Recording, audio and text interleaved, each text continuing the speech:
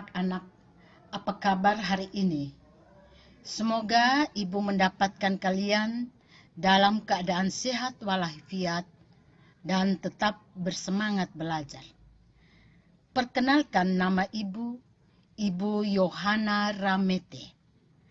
Hari ini kita akan melanjutkan pembelajaran kita tentang teknik mengelola media tanah untuk keempat jenis tanaman hias. Keempat jenis tanaman hias adalah puring, bougainville, mawar, dan asoka. Sebelum mulai pembelajaran kita hari ini, marilah kita menghadap Tuhan dalam doa. Dan kita mulai berdoa. Berdoa selesai. Baik anak-anak, adapun tujuan pembelajaran kita hari ini adalah 1. Memahami teknik pengelolaan media tanah untuk tanaman hias puring, bougainville, mawar, asoka. 2. Memahami karakteristik jenis tanah bagi stek tanaman dari keempat jenis tanaman hias. 3. Memahami cara pemindahan awal stek tanaman jadi ke polybag atau pot tanaman. 4. Memahami teknik pemeliharaan tanaman. Pengertian media tanam. Media tanam adalah unsur-unsur penunjang yang digunakan untuk melangsungkan kehidupan tanaman. Termasuk di dalamnya elemen utama untuk perkembangan dan pertumbuhan tanaman. Unsur penunjang yang dimaksudkan terutama tanaman di dalam pot atau polybag, yakni 1. Tanah, 2. Pupuk kompos, 3. Pupuk kandang, 4. Sekam padi, 5. Nutrisi tanaman. Ini semua disebut media tanah bagi tanaman.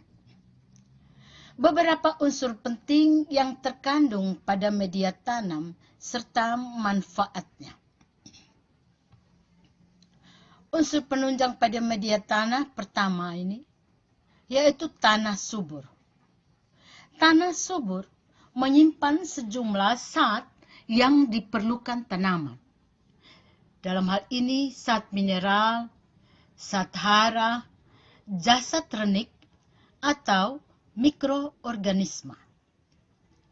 Mikroorganisme sangat berguna untuk menguraikan berbagai unsur yang ada pada media tanam, sehingga mineral atau unsur hara dapat diserap oleh akar tanaman. Yang kedua, humus. Humus komposisinya mirip pupuk kompos, yakni terbentuk dari pelapukan dedaunan, batang pohon, serta ada pencampuran dari kotoran hewan yang terbuat secara alami maupun manipulasi. Cirinya berwarna gelap, yakni coklat kehitaman, tekstur lembut, gembur. Pembentukan humus membutuhkan waktu lama. Proses pengomposan berjalan sangat lambat, biasanya bertahun-tahun. Oleh karena itu, umat manusia memodifikasi proses penguraian material organik ini yang dikelola dalam waktu yang lebih singkat untuk mendapatkan pupuk organik atau pupuk kompos. Yang ketiga, sekam padi atau sekam hitam. Sekam hitam adalah limbah padi atau sekam padi yang telah dibakar. Berfungsi memperbaiki struktur fisik tanah, struktur kimia tanah, dan struktur biologi tanah. Sekam padi mempunyai sifat porositas tinggi, artinya membentuk pori-pori tanah. Sehingga sekam hitam cocok digunakan untuk tanaman bunga atau daun. Selain itu, sekam hitam memacu pertumbuhan mikroorganisme yang berguna bagi tanaman. Dan fungsi lain sekam hitam yakni dapat mengatur pH tanah pada kondisi tertentu, mempertahankan kelembaban tanah dan tanaman. Yang keempat adalah pupuk kandang. Pupuk kandang banyak digunakan untuk tanaman pot. Berasal dari kotoran hewan ternak besar. Pupuk organik yang berasal dari hewan besar kaya akan nitrogen dan mineral logam seperti magnesium, kalium, dan kalsium. Sedangkan untuk kotoran ayam kaya akan fosfor. Fungsi utama mempertahankan struktur fisik tanah sehingga akar dapat tumbuh dengan baik. Ciri pupuk kandang yang telah dikomposkan berwarna hitam gelap, tekstur gembur, tidak lengket, suhunya dingin dan tidak berbau. Yang kelima, nutrisi tanaman. Nutrisi tanaman adalah suatu zat yang sangat penting bagi produksi tanaman pertanian. Menghasilkan unsur yang sehat bagi manusia. Juga untuk pertumbuhan, perkembangan, dan proses reproduksi tanaman tersebut. Nutrisi tanaman dapat kita bedakan atas unsur makro. Unsur makro di sini meliputi N, yaitu nitrogen, P, fosfor, K, kalium, Ca, kalsium, S, sulfur, dan Mg, magnesium. Sedangkan unsur mikro terdiri dari unsur Fe, besi, Cu, kuprum, tembaga, Zn, seng, Mn, mangan, Mo, molybden, B, brom, Na, natrium, Cl, klor. Misalnya nitrogen. Nitrogen diperlukan tumbuhan untuk pembentukan klorofil daun. Ya, dalam hal ini klorofil daun ya dibutuhkan untuk pada proses fotosintesis tumbuhan. Pertumbuhan vegetatif yaitu juga berfungsi untuk pertumbuhan vegetatif akar, batang, daun tanaman. Selain itu, nitrogen juga berfungsi untuk pembentukan protein lemak dan senyawa organik lainnya. Kita masuk pada media tanam untuk jenis tanaman hias. Yang pertama, kita lihat tanaman puring. Untuk tanaman puring, sebelum kita pindahkan ke dalam pot besar atau pada polybag, ya pertama kita siapkan media tanah 2 minggu sebelum memindahkan stek tanaman jadi yang kalian sudah buat dari minggu lalu.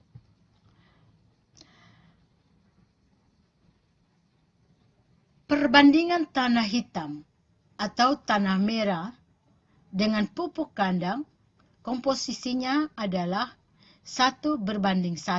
Artinya, kalau tanah hitam atau tanah merah 1 ember, maka juga pupuk kandangnya 1 ember.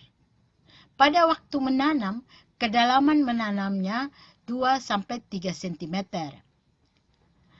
Untuk stek tunas ditanam di pot atau polybag yang juga sesuai dengan ukuran tanaman, dengan posisi tegak lurus. Tanah di sekeliling stek tanaman ini dipadatkan agar stek tunas tidak mudah goyah, karena akarnya belum menyatu dengan tanah. Untuk pemupukan dilakukan sebulan sekali dengan pupuk organik. Untuk penyiramannya, jika musim kemarau, tanaman puring ya cukup disiram 2 kali sehari, pagi dan sore. Ya sangat penting untuk menjaga kelembaban tanah di musim kemarau, seperti sekarang ini. Jika pada musim hujan, ya cukup sekali saja, pagi atau sore. Jika kondisi tanaman sudah cukup kuat dan bertunas bagus, letakkan pada pencahayaan matahari yang cukup agar daun puring menampakkan warna bagus menawan. Kita perhatikan gambar atau tanaman daun puring yang sangat menarik. Kita lanjutkan tanaman hias yang kedua, yaitu tanaman bougainville. Tanaman bougainville sudah tidak asing lagi di Kota Kupang. Banyak di cabang-cabang jalan atau rumah-rumah halaman ini masyarakat warga Kota Kupang sudah tidak asing lagi dengan tanaman hias ini. Tetapi marilah kita belajar tentang karakter dari tanaman ini dan kita menyukai untuk bertanam tanaman hias bougainville. Untuk tanaman bougainville, karakternya menyukai media tanam yang berpori. Artinya, sirkulasi udara dan airnya bagus. Sehingga media tanam campuran untuk tanaman bougainville itu senang pada campuran tanah yang berpasir. Tanah bercampur pasir, pupuk kompos, pupuk kandang, bisa kita kasih dengan perbandingan 1:1. Yang berikut, tempatkan pada area terkena cahaya matahari. Penyiramannya itu disiram secara teratur, tetapi jangan terlalu basah. Cukup lembab saja. Untuk pemberian pupuk, cukup 6 bulan sekali agar bougainville cepat lebat dan cerah bunganya. Terutama memiliki unsur pupuk yang kita beri itu memiliki unsur N, P, dan K, dan unsur mikro lainnya. Bougainville yang sudah bagus bertunas, harusnya juga kita memangkasnya juga dengan teratur. Maksudnya agar nutrisi yang didapat hanya untuk bunga baru yang muncul. Dan kita mengharapkan supaya bunganya bagus. Nah, seperti dalam gambar ini. Untuk bougainville. Mari kita perhatikan lagi untuk tanaman hias yang ketiga, yaitu tanaman mawar. Untuk tanaman mawar, kita perhatikan campuran tanahnya. Campuran tanah, sekam hitam, dan pupuk kandang itu memiliki perbandingan 4:1:4. Artinya kalau tanahnya 4 ember, sekam hitamnya 1 ember, dan pupuk kandangnya 4 ember. Dari situ juga ya kita bisa minimalisir, yang penting perbandingannya demikian, 4:1:4.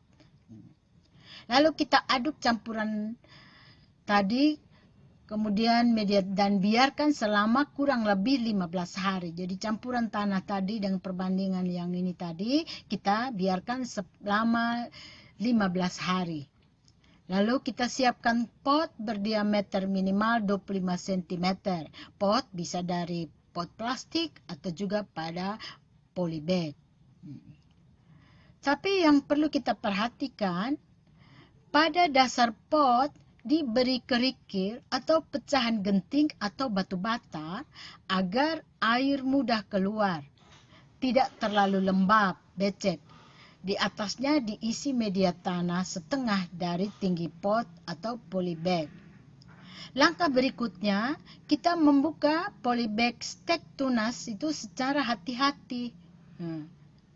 Karena kalau akarnya terganggu sedikit saja, itu susah untuk mawar itu bisa hidup dengan baik. Dan tanam di pot media tanam yang telah disiapkan tadi. Tanam di tengah-tengah dan tambahkan lagi media tanah sampai semua tertutup. Langkah berikutnya adalah tempatkan pot di tengah yang tidak terkena cahaya matahari langsung sampai tanaman mawar dapat beradaptasi lalu dengan sinar matahari secara bertahap. Untuk penyiraman, jangan berlebihan agar akar tanaman tidak membusuk atau mati. Mari kita perhatikan gambar bunga mawar.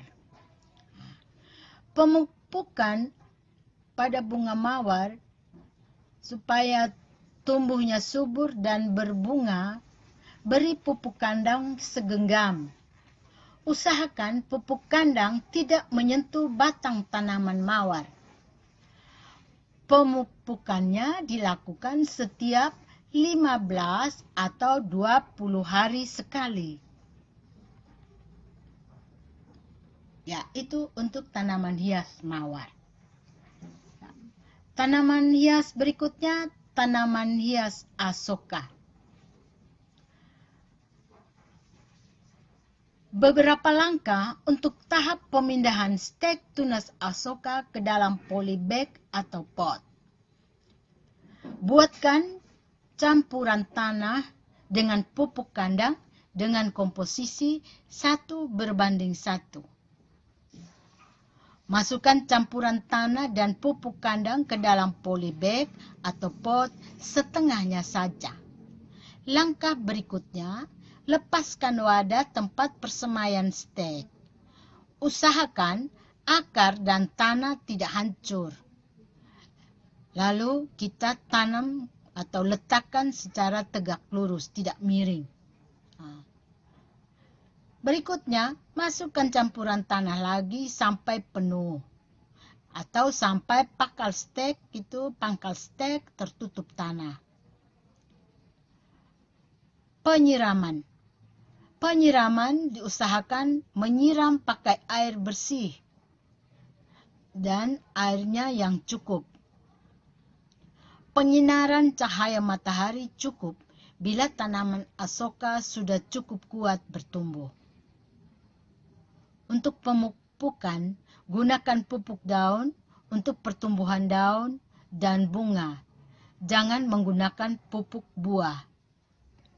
Ya, kita perhatikan gambar bunga asoka.